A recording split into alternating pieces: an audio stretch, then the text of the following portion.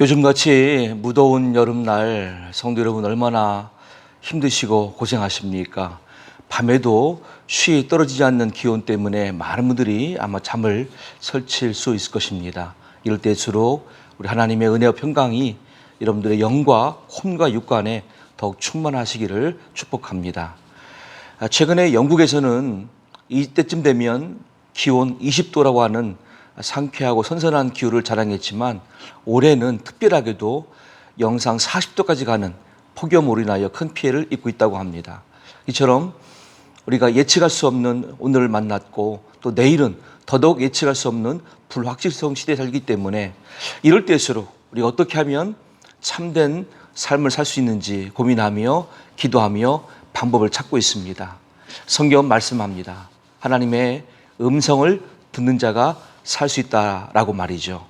우리가 함께 들을 말씀은 이사야 55장 3절입니다. 너희는 귀를 기울이고 내게로 나와 들으라. 그리하면 너희의 영혼이 살리라.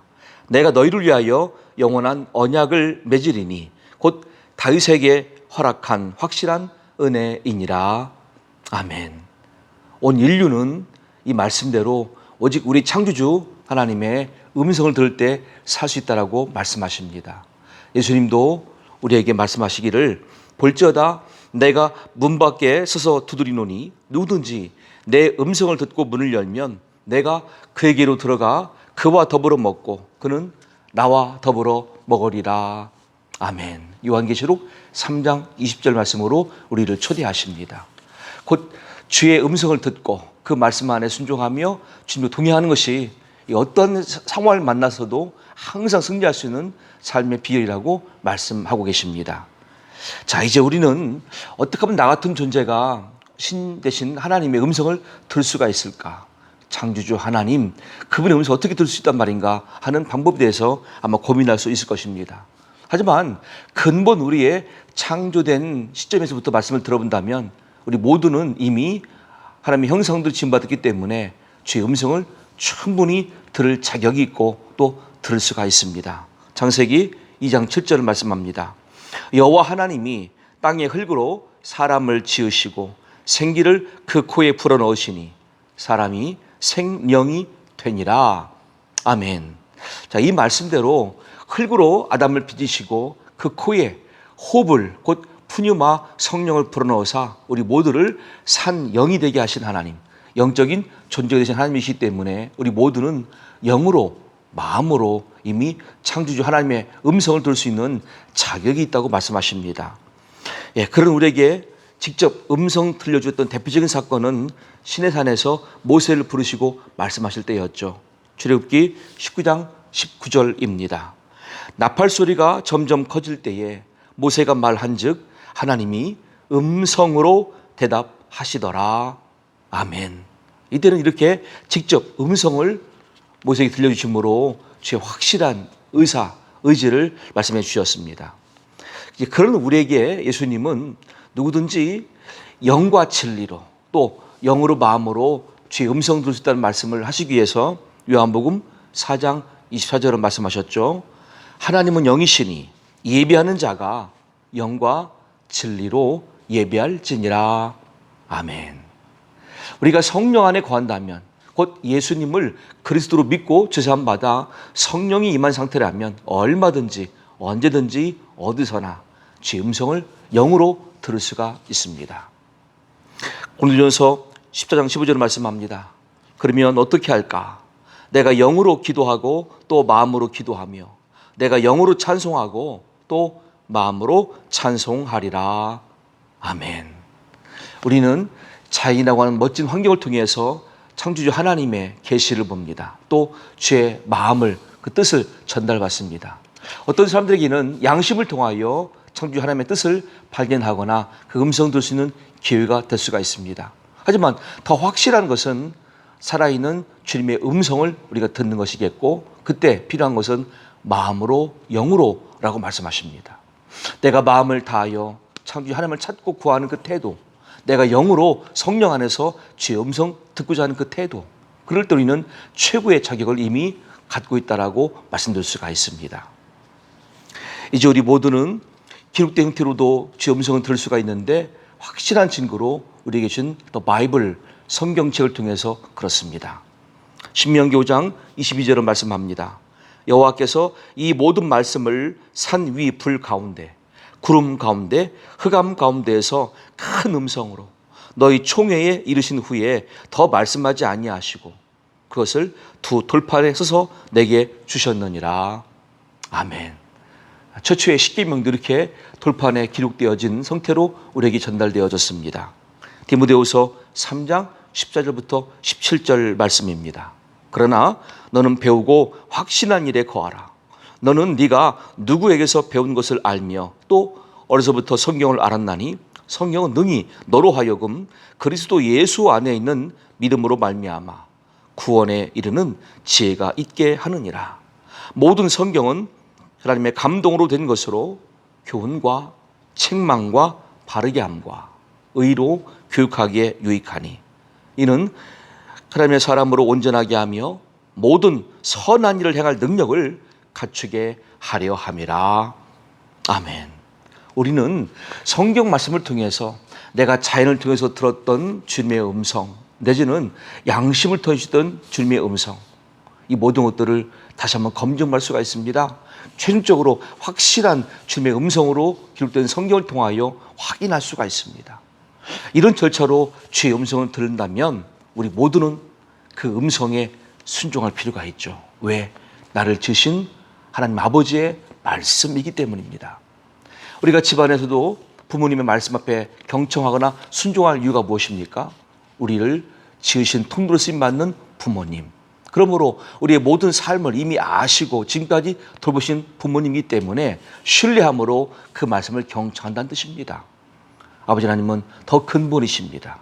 온 우주의 창조주이시며 지구의 모든 걸 창조하신 분이시고 지금도 친히 말씀대로 이루시는 우리의 구원자이십니다.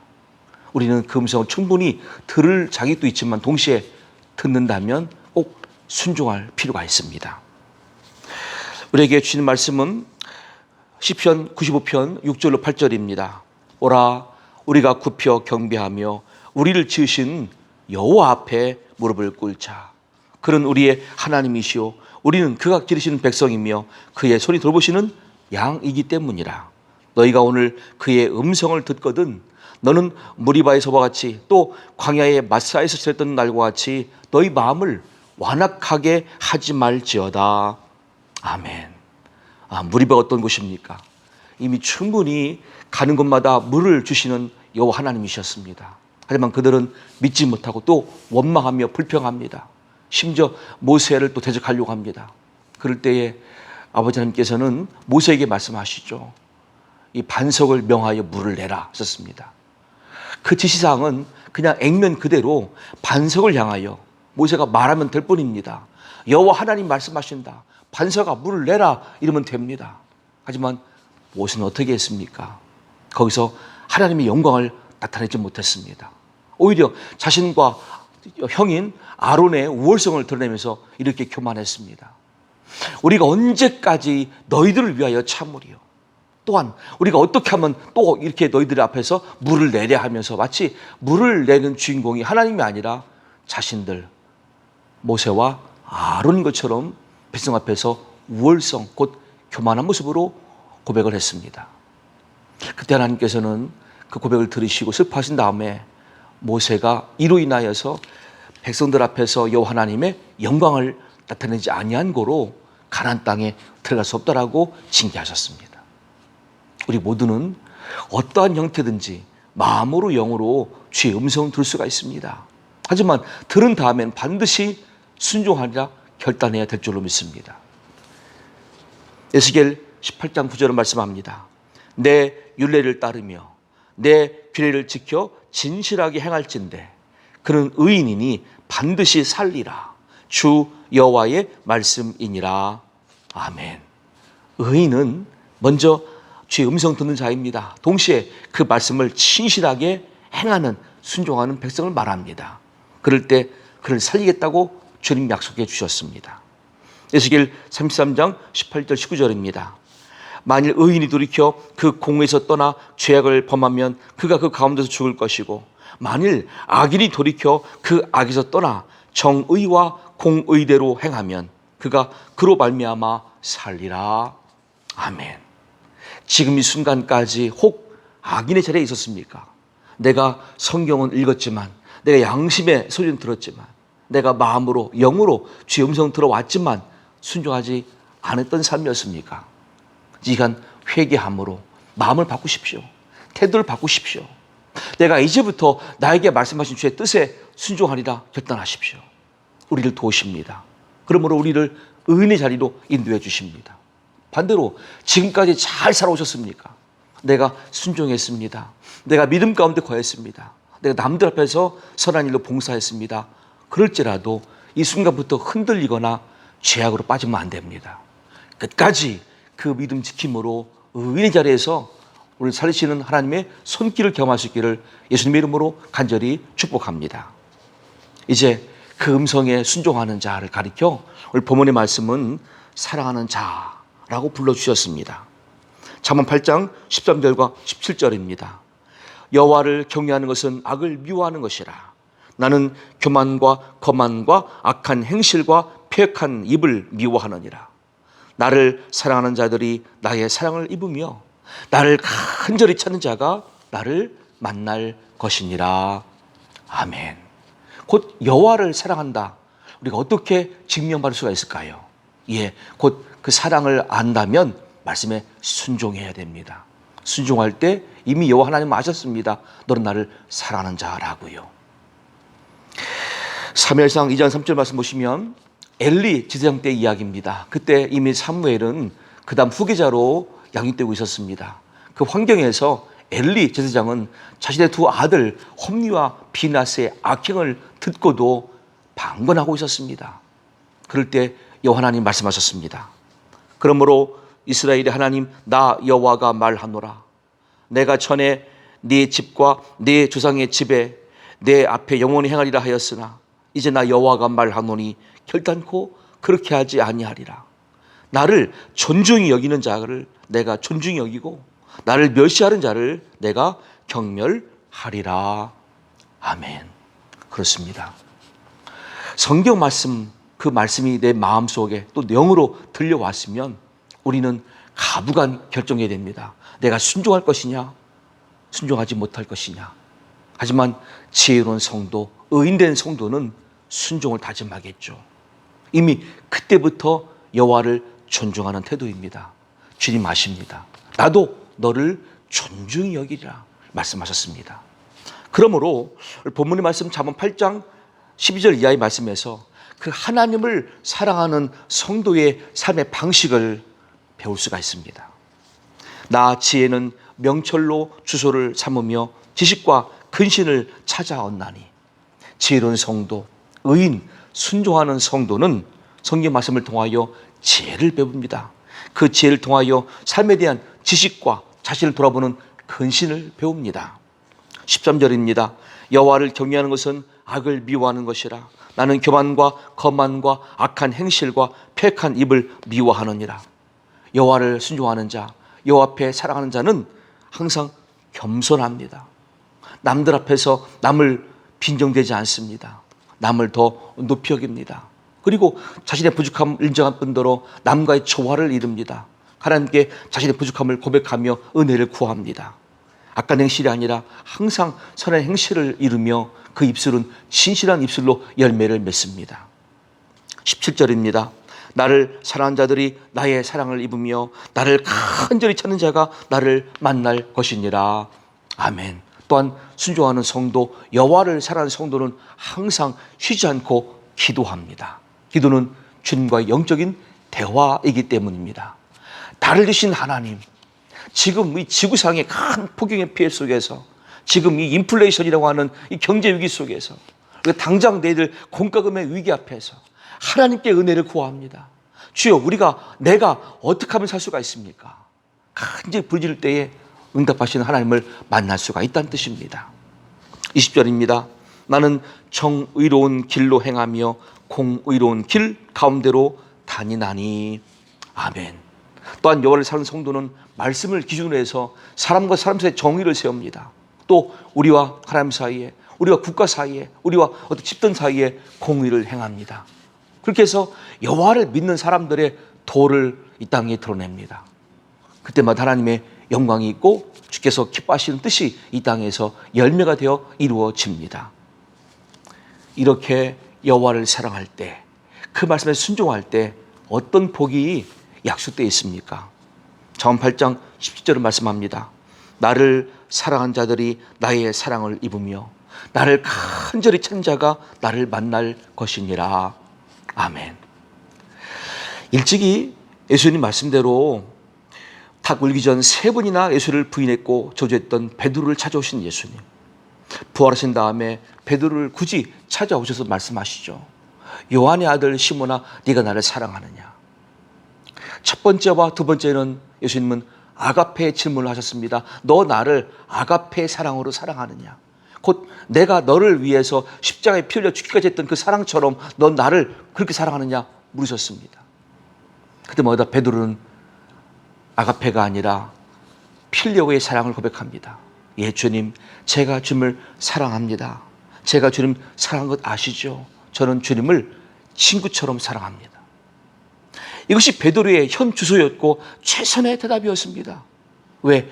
양심 때문에 그랬습니다. 주님의 빛 앞에서는 자신의 얻어둔 과거가 드러났기 때문에 더 이상 그 이상의 답을 거짓으로 말할 수가 없었습니다. 저는 주를 사랑합니다. 하지만 아가페가 아니라 필로의 사랑으로 사랑합니다라고 연속 2번 대답하는 베드로 앞에 예수님은 3번째 질문은 요한의 아들 시몬아, 네가 나를 필레오의 사랑만큼은 사랑하느냐라고 물으셨습니다. 그때 베드로 동일한 대답을 합니다. 예, 제가 주님을 필레오, 곧 친구 같은 사랑으로 사랑합니다. 그렇게 확인된 베드로의 헌신을 듣고 보고 예수님 말씀하시죠. 내 양을 먹이라, 내 어린 양을 치라, 내 양을 목회하라고 말씀하십니다. 이렇게 찾아오셔서 회복하시는 것이 우리 주님의 사랑이십니다. 저와 여러분들이 오늘 과거의 어떤 잘못과 실수와 죄 때문에 허물 가운데 있다 할지라도, 이 사회자로부터 전과자라고 칭함받을 수 있다 할지라도 우리를 찾아오셔서 하나님의 자녀로 회복하시는 것이, 회복시키는 것이 하나님의 사랑이십니다. 우리의 본질을 아십니다. 우리의 과정을 아십니다. 우리의 오늘의 결과의 모습을 아십니다. 외면하지 아니하시고 여전히 찾아오시는 주님. 볼지어다 내가 너희 문 밖에 서서 두드리노니 누구든지 내 음성을 듣고 문을 열면 내가 그에게로 들어가 그와 더불어 먹고 그는 나와 더불어 먹으리라 말씀하시는 우리 주님. 이 사랑의 음성을 우리 모두가 듣고 그 음성 가운데 거할 수 있기를 예수님의 이름으로 간절히 축원합니다. 또한 21절입니다. 이는 나를 사랑한 자가 재물을 얻어서 그 곳간에 채우게 하려 함이니라. 아멘. 이렇게 여호와를 사랑하는 자, 그 말씀에 순종하는 자, 그 음성 듣기를 사모하는 자에게는 재물의 복도 약속해 주셨습니다. 역대상 29장 19절로 12절 말씀에서 다윗 왕은 자신의 손에 피가 많이 있어 자신의 때에는 성전을 건축할 수 없다는 말씀을 듣고 자신의 아들 때에 세워지길 바란 마음으로 백성들에게 자원된 마음에 헌신을 다 모으게 했습니다. 많은 재물이 모아졌습니다. 많은 제목이 모아졌습니다. 그 모든 결과 앞에 다윗은 송축하며 외칩니다. 여호와여, 위대하심과 권능과 영광과 승리와 위엄이 다 주께 속하였사오니 천지에 있는 것이 다 주의 것이로소이다. 여호와여, 주권도 주께 속하였사오니 주는 높으사 만물의 머리심이니이다. 부와 귀가 주께로 말미암고 또 주는 만물의 주제가 되사 손에 권세와 능력이 있사오니 모든 사람을 크게 하심과 강하게 하심이 주의 손에 있나이다. 아멘.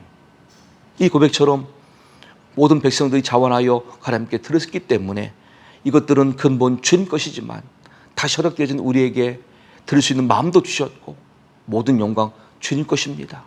받으소서 고백하는 다윗이었습니다. 우리 모두에게도 여호와의 음성을 사모할 때, 그 음성에 순종할 때 이와 같은 부귀와 재물, 이 땅에서 필요한 모든 것을 응답으로 허락하여 주시는 하나님이십니다. 그 사랑이십니다. 이 사실을 믿으시기를 바랍니다. 이제 우리 모두는 오늘 말씀을 통해서 더 근본적인 하나님의 마음을 발견할 수가 있습니다. 현세에 살면서 필요한 도움도 주시겠지만 더 근본은 무엇이겠습니까? 잠언 8장 19절입니다. 내 열매는 금이나 정금보다 나으며 내 소득은 순은보다 나으니라. 아멘. 진실로 우리에게 주시는 것 물질만은 아닙니다. 그 근본, 그 이상입니다. 더 큰 차원입니다. 더 본질입니다. 무엇이겠습니까? 사도 바울은 빌립보 3장 5절로 9절에서 말씀하셨습니다.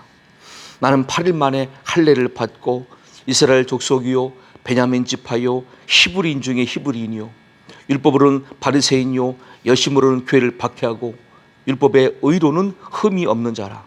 그러나 무엇이든지 내게 유익하던 것을 내가 그리스도 예수를 위하여 다 해로 여길 뿐더러 또한 모든 것을 해로 여김은 내 주 그리스도 예수라는 지식이 가장 고상하기 때문이라.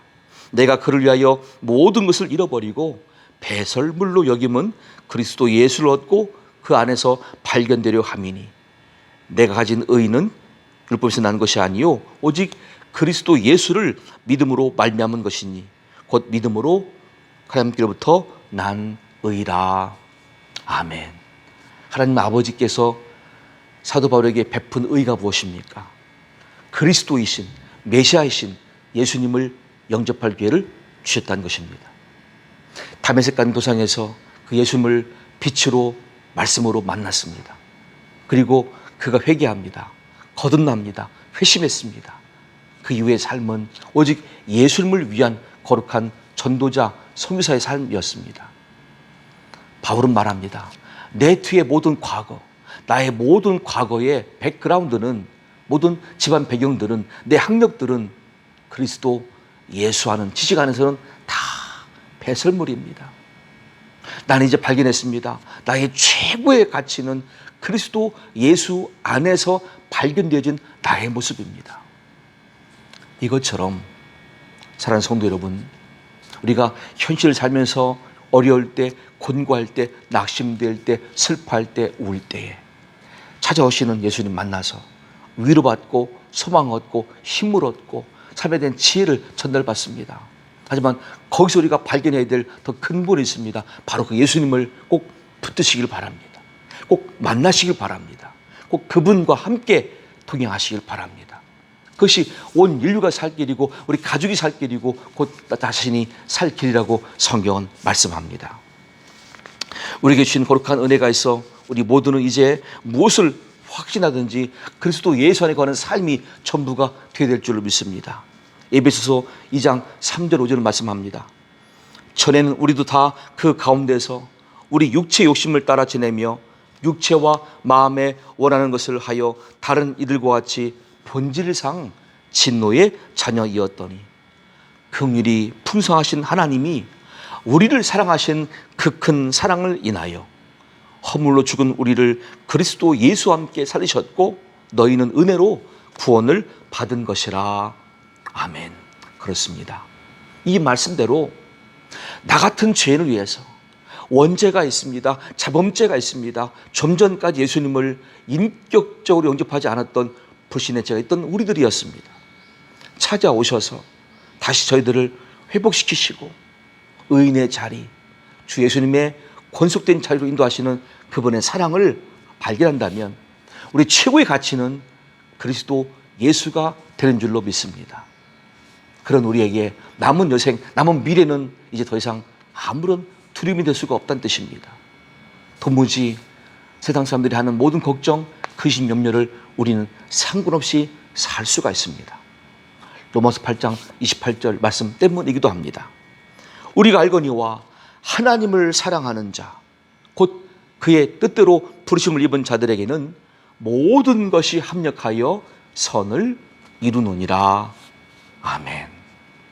지금 옥중에 거하시든지 병상 중에 있든지 특수 직종에 있든지 우리가 어떤 자리에 있든지 어떤 환경 가운데 있든지 그 자리에서 나를 창조신 하나님 붙드시고 은혜를 구하시며 주시는 말씀을 마음으로 영으로 담고 그 말씀에 순종하는 것이 우리의 최선일 뿐더러 그리스도 예수 안에서 함께 살아가며 선을 이루는 삶의 방식입니다. 이 삶이 매일매일이 되고 매 순간이 되어서 결국은 다시 오실 예수님의 재림 앞에 우리 모두 들림받고 하늘나라에서 영광의 자녀의 모습에서 아버지 앞에 발견되지는 우리 모두가 될 수 있기를 그리스도 예수님의 이름으로 간절히 축복합니다. 아멘.